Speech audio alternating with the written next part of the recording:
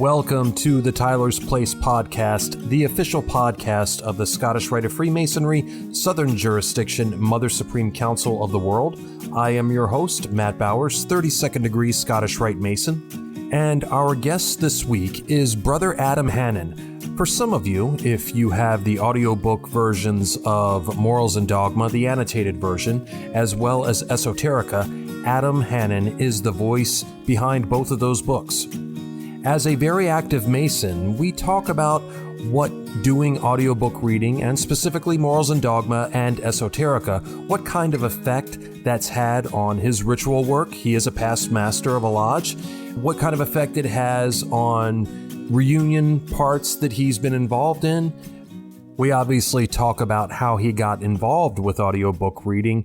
We talk about dialects. We talk about accents. We talk about the favorite genre of audiobooks that he likes to work in, and a whole lot more. So, enough out of my face. Sit back, relax, and enjoy my conversation with Brother Adam Hanin. You are a very active Mason, including a past master. How much has your voice work had any influence on any ritual work or vice versa? Did it make you look at either in a different light at any time? Yeah. Absolutely. It did. And it's constantly informing the ritual work that I do, right? Because as a voice actor, I've learned how to very quickly take a piece of content and bring it to life, right? Which is a skill that I think anybody can develop. It just takes time. Yeah. But I can apply that to ritual. And so if it's ritual I've never seen before, right? If it's from one of the appendant bodies and it's something new to me, I can take that and very quickly make it relevant, right? And so forth. But in terms of delivering ritual, just typical Blue Lodge or, ritual for the Valley, voice acting to me has helped strengthen my voice. Right? I mean, literally, It gives me the ability to project. It gives me the ability to speak with confidence. And I think that comes across when I'm delivering ritual. Yeah, because some of those lectures, it's not just 5 or 10 minutes, it's half hour, 40 minutes, and granted, a lot of that depends upon your cadence and that sort of thing. We both know a brother who will, it seems like he's on a time trial for some of that stuff. Absolutely. And absolutely. It's one of those things where it's a lot to take in the first place. But if somebody's just blowing through it as the candidate, it can be like, whoa, I feel like you might feel like you're missing something there. You know what I mean? Yeah. Well, yeah, you're right. And pacing is so important, right? And that's one of the benefits of having somebody read materials to you, especially something like Morals and Dogma or Esoterika, is sometimes the sentences are long. Pike had a habit of writing nice run-ons. And so it's a very delicate way of putting it. Yeah, well, when one sentence is this long in the book, that becomes a lot to have to work through. So having somebody read it to you, who's parsed it out and structured it in such a way that it comes across the way that Pike intended it, I think is really helpful. It makes me, I actually was doing a reading for something one time that he wrote, and I tried to look up, he was originally from Boston and then lived in Arkansas. And then went to DC. I was trying to find what accents from those periods. If there was somebody that really studied dialect and that sort of thing, I was going through YouTube and all that and looking for people, for that time frame, and couldn't find anybody. It would have been really cool just to hear what the sound of that might have been like. Yeah, that would be amazing, just to hear his voice. Yeah. Oh yeah. What he sounded like. Yeah. We certainly know what he looks like. That's for sure. So we'll jump back a little bit real quick. Yeah. How did you get into voiceover work? Was it something you trained for? Did someone, for me, Maynard just said, wow, you've got a really good voice. And I'm like, yeah, whatever. Did someone notice your voice in some sort of random setting? Anything like that? Yeah, I always got those comments, right? You've got a great voice. And I did acting through most of my early years. And I was a professional actor. I did some dinner theater and things like that. But as I started growing my professional career, it fell by the wayside. And unfortunately, I was let go from a job and was really struggling with what to do with my time. I didn't want to spend all my time focused on searching. I needed something that was going to distract me a little bit as well. And I wanted something where I could give back to the community. And I discovered an organization called Taping for the Blind. Oh, wow. Which is in Houston. And their name is actually a misnomer, because it's not so much taping as it was radio broadcasts. They actually had access to a special bandwidth on special radios to broadcast out programs for the blind. Oh, wow. And so I walked in, said, I want to help. And they said, great. What are your interests? And I said, well, I'm in business and I do all these things. They said, perfect. Right. Here's Fortune magazine. Start reading that. You've got a program now once a month reading Fortune magazine. Wow. So I did that for a while and I really loved it. And then one day they came in with a book and said, somebody sent this book and they really want it to be read.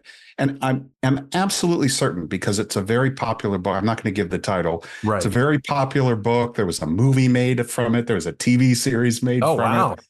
So I'm sure there was an audiobook out there. But what they asked me to do was to narrate it, but also break it into chunks and give a summary of what had happened in the previous episode, so that it was more episodic. And as soon as I did that, I just completely fell in love with the form, with the long form narration. And from there, I just started looking for opportunities and learning. I took a lot of classes from narrator training from, folks who are in the industry and do training for voice actors and narrators, and just built a portfolio. So obviously Freemasonry wasn't necessarily where you got your first gig, but how long was it after you started doing voice work that you started to do stuff for Masonic publications? Well, I was a voice actor for about 7 years before I started doing Masonic work. And actually it's interesting, because if I look at my portfolio now, about half of the work that I've done is Masonic oriented, which actually makes me really proud to think that I've been able to make that kind of contribution. But it started before I was an entered apprentice. I started petitioning my lodge, and at the same time, a publisher had a series of Masonic books that they were publishing that they were looking for a narrator for. And so I jumped on that opportunity, and that kind of helped me learn more about Masonry. And frankly, I learned a few things I probably should have waited to learn. For the most part, it helped me learn about Masonry and really strengthen my Masonic background as I was going through the degrees. Right. Yeah, and it's interesting because I remember when I was reading Freemasonry and the White House, Brother Chris Ruley's book, I didn't think at the time, I wasn't consciously reading it from a level of comprehension. I was more reading it from a level of, making it sound good, not rushing, keeping, it's not to say that it's a textbook, but it has that vibe to it because it's a history book, and making it sound good. And it's like, people were asking he asked me, what'd you think of the book? And I'm like, I tried to make it sound good, brother. That's the best I could do. But then there would be a conversation about something, and I would be like, oh yeah, that was this year in this spot in this place and ABC XY. And I was like, oh wow, I was reading it from a level of comprehension, had no clue at all. Yep. It's subconscious. Yeah. Right. Yeah. And I know exactly what you're explaining, right? I go through that quite a bit in reading. Comprehension for me is actually secondary, right? It's really all about getting the message across. And so it's comprehension, but only for that very short period of time to make sure that it's communicated properly. Right. And then after that, it sits in the back of your brain somewhere, but for the most part, it goes out the window. Yeah, it's true. That is very true. Well, in this was really fun to learn about you when I looked up some information on you. And speaking for myself, certain foreign language pronunciations are a bit of a hurdle, and I won't lie, I have certain languages that I've grown to hate in terms of pronunciation. They're a grind. They really are. Even with the help of, Google is okay, and there's some other sites that are there's some of the recordings, from other sites are really poor, so it's difficult to find those things. But you perform in different dialects, which I will put it to you one day. If you can master a Baltimore accent, I'll be incredibly impressed, because it's an ugly accent. And I'm, born and bred in Baltimore, so I know for sure how ugly that accent is. But how did you go about mastering those? Was it something you picked up from family members? Because I know I would mock or mimic family members or stuff like that. Was it formal training? Do you speak any languages fluently? Any foreign languages, I should say, fluently that helped you along the way with that? Sure. Well, and just before I answer that directly, I grew up in Pittsburgh. So okay. I would argue that Pittsburghese is much more challenging than Baltimore. So, I've always been surrounded by different languages. My parents and grandparents were immigrants. And so I've been exposed to other languages. I speak a little bit of Russian. I speak a little bit of Hebrew.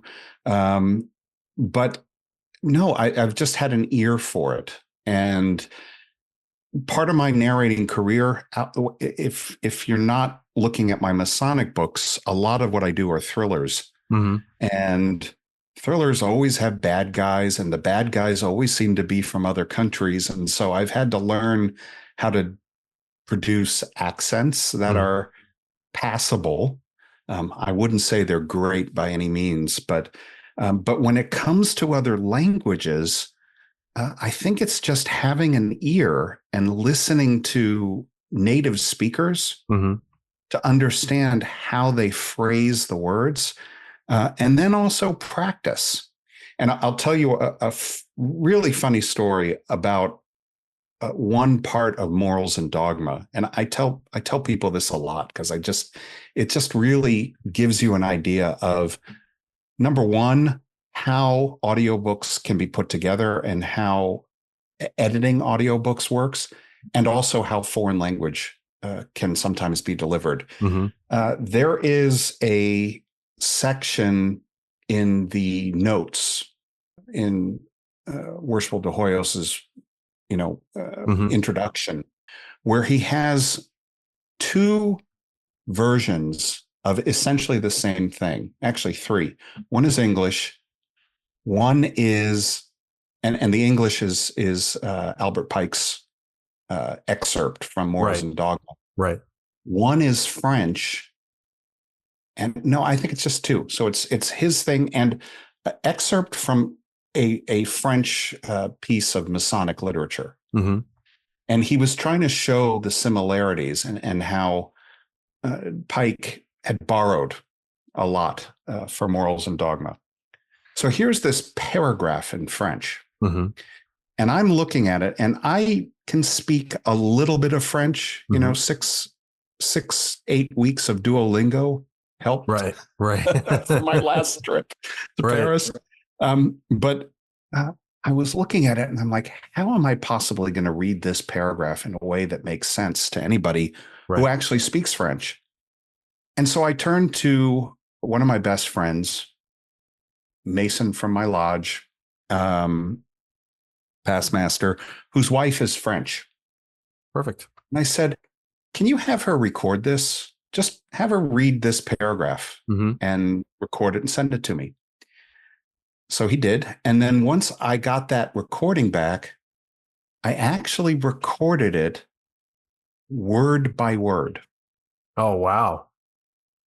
And as you know, because you're doing audiobook narration, right? Yeah. You know, editing audiobooks is in many ways like using a word processor, and you can take individual words and you can actually put them together and edit the spaces in between them so that the timing is right. Yeah. And so I challenge you to go back, find that part in Morals and Dogma. You cannot tell that I read it word by word and jammed it all together. So it's a great example of both how audiobooks are put together and also how to do foreign languages. Now, so my next question would be, how time consuming was that edit? If you're doing, because it makes me think of seeing a video of Steven Tyler from Aerosmith years ago. I forget what album they were recording, but he was recording his vocal parts line by line. Very similar process. That's why, you don't hear really any breaths, and it's everything is as good as it can be. But you're speaking a language that you're not quite as familiar with. So how much were you going back and listening to her flow to create yours from an editing process, and how long did that take?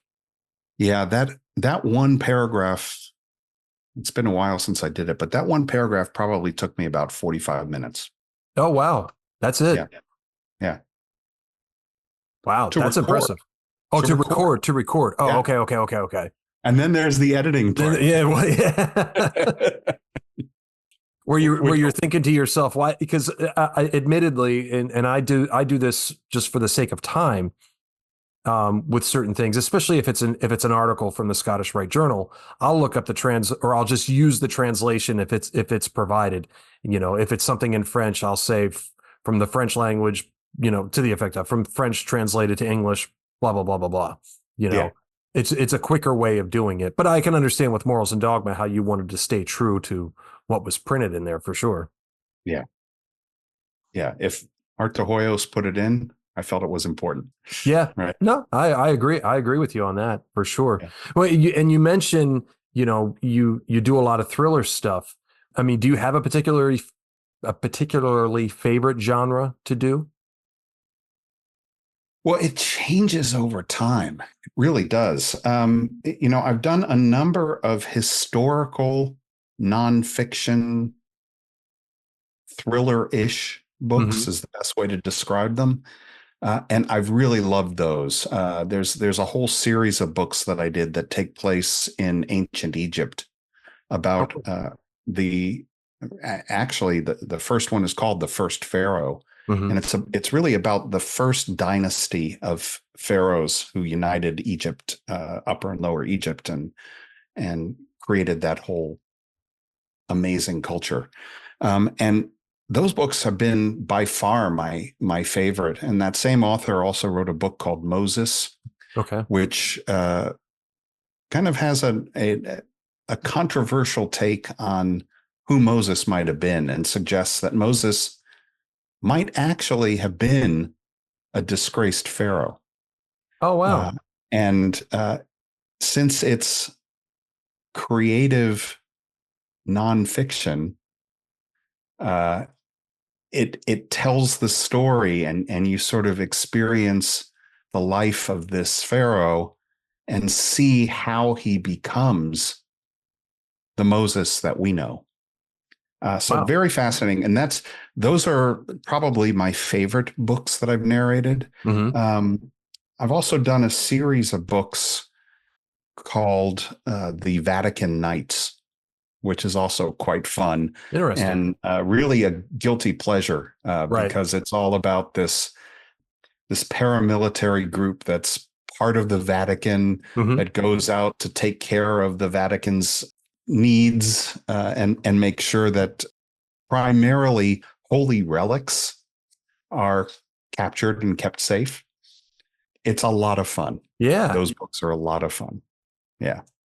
Okay. So I was just thinking of this. Do you prefer the English gentleman villain or the Russian style villain? I have done both. I have done both. You know, I actually like the villains who have a harder accent. So Russian, I've done Transylvanian. The Vatican Knights books tend to have a lot of Arabic villains in them. Just doing those accents, to me, they just create more of an ominous feel. Right. I certainly can do British accents and give those a very ominous feel as well. Right.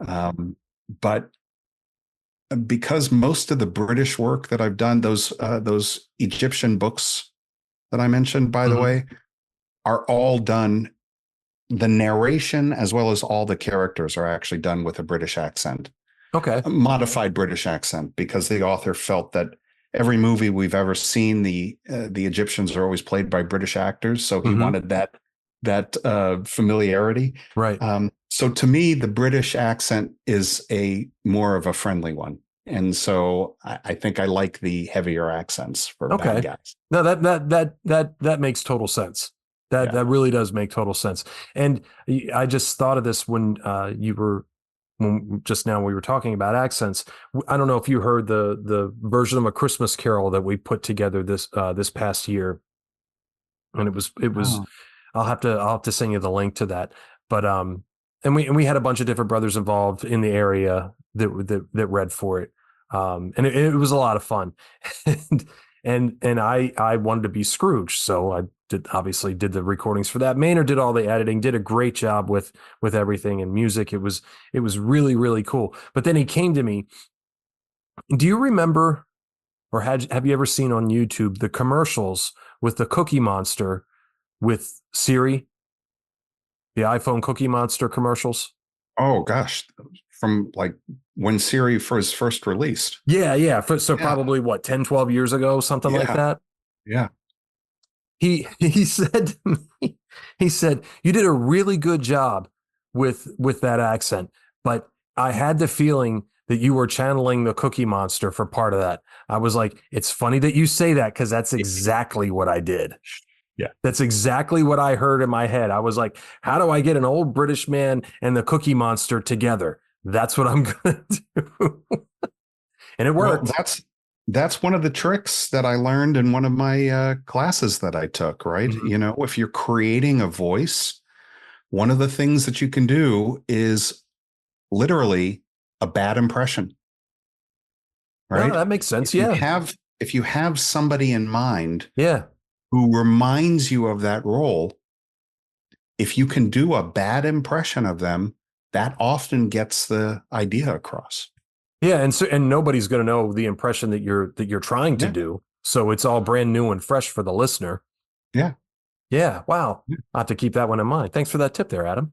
Yeah, absolutely. So, Morals and Dogma is probably it's what I know you for as far as Masonic work. Reading wise, it is a daunting read. Yes. Especially for a new Mason. But what was your experience in completing this? Do you remember who and where you were asked to do it? You know, how did it all come about? That's got to be quite the honor to be asked to be the voice for that book. Sure. Well, so the way it came about was a little bit roundabout. I was contacted by somebody who had the manuscript of the public domain version of Morals and Dogma. So for listeners, you know, there is a version of Morals and Dogma that is public domain. It's the original version, and it doesn't have any of the corrections. It doesn't have any of Art de Hoyos's introductions, notes, commentary, any of that. But it does exist. And a publisher contacted me because of the Masonic work that I had done and asked me to narrate it. And so I did. And after it was released, it started actually selling quite well. And then one day I got a call from Dean Albin saying, "Hey, I saw you did this. We'd like you to do the official version of Morals and Dogma for the Southern jurisdiction of Scottish Rite." Mm-hmm. And then from there, what we did was we took that original work and enhanced it, cleaned it up, fixed it, put the corrections in, Right. put all the front pieces in and the conclusions in, added in footnotes, and really, beefed it up to where it is now. But it was an absolute honor for me to be contacted to do that work. Oh, for sure. I've listened to some of it, and honestly, very impressed with it. I remember talking to you a while back about, before I started, working on Brother Ruley's book about Freemasonry in the White House. And yeah, it was nice to get talk to you, the man that did it, but also to get some good wisdom on, how I can do a good job as well. Yeah. I do have, well, go ahead. Well, I was going to say, and then, after that, Esoterika came up, and that has been just I think that's actually my favorite of the two, is Esoterika. How do you see AI affecting the work that both of us do? Yeah, that's a great question. So, in my professional life, I actually work for a company that is a major AI company. So I'll just say that, just to set that on the table. Sure. But AI for narration is just not there yet. Right. But it's getting there. Obviously, as a narrator, I'm biased. Sure. But I believe that with the human narrator, you get pacing, you get nuance, you get emotion that AI cannot put into a read.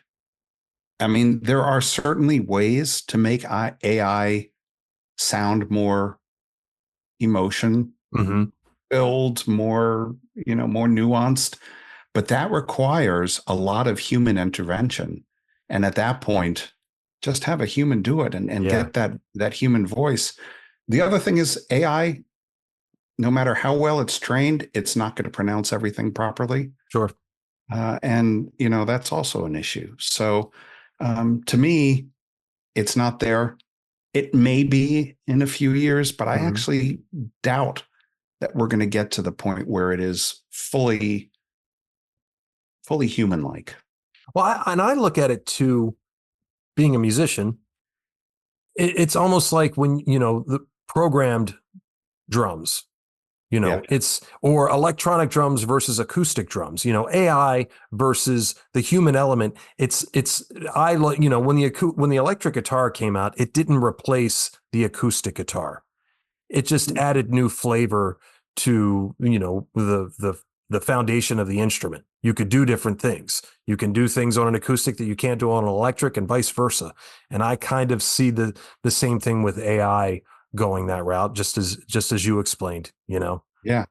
But see, to me, drum machine is actually an even better analogy, right, than electric guitar and acoustic guitar, because drum machine essentially replicates a human drummer, right? If you program it in. Well, it replicates what it replaces the role. But again, like you said, with AI, it doesn't replace the feel, the right inflection, and some of that stuff is really good. But I can sit and listen to certain things. I'm like, that's definitely a software thing. That's not real drums, or that's definitely programmed. I can just nobody plays that spot on with something, unless they've spent hours upon hours, or with software, again, the recording software, they've taken it and they've mashed it together to be that perfect. Yeah. And that for me, I don't like to listen to. I like to, I like it. What was it? Years ago, I was teaching at a music school. I was teaching drums at a music school, and I had this for one of the shows that one of the kids was in. They had to learn "The Boys Are Back in Town" from Thin Lizzy. So me and this kid are playing along to it, and we keep falling off the track. Our time keeps falling off. It happened like 4 or 5 times, and I'm like, "What the hell's going on?" So I said, "Hold on a second. Let's just listen to this." And we're listening, and I could hear the time just moving, but everybody was playing together. So you didn't notice it at all. But that time was moving all over the place. And I'm like, that one, that's really cool. But two, that's why we're falling off. So learn the arrangement, do the best you can with it. Yeah. I went to a show a couple of weeks ago that, just as an aside here on drummers, for Adam Ant. It was an amazing show. Mm-hmm. Adam Ant has always had 2 drummers. So there are always 2 drum kits on the stage. Mm-hmm. And his drummers are amazing and in perfect time. And each part is different, right? Mm-hmm. So they're not just replicating the same beat. Right. But not only does he have the 2 drummers, but he also has, a bass guitar and a couple of guitar players. Mm-hmm. And at times, all of them are playing drums because they're tom-toms on the stage in different locations. So at times there were 5 drummers at one time, all in perfect sync. It was really impressive. Yeah. Really impressive. Yeah. No digital stuff there. No, not at all. Not at all. And that, that's, there's a place for that stuff, but when you can see all the elements together, I had the opportunity years ago to see at the Kennedy Center with a buddy of mine, Japanese koto drumming. Oh, and yeah. I was absolutely floored. One, I'm 6'2", 225, and I would be worn out playing some of those drums that they were playing on. These are men that are much smaller than I am and just swinging for the fences. And I'm like, I couldn't do that. Yeah. Well, Adam, thank you very, very much. Again, pleasure. We spoke a while ago. You were really helpful to me in my work that I continue to do. And, thanks again for sitting down with me on a Friday to go through all this stuff. And I can't thank you enough for it, man. Absolutely a pleasure.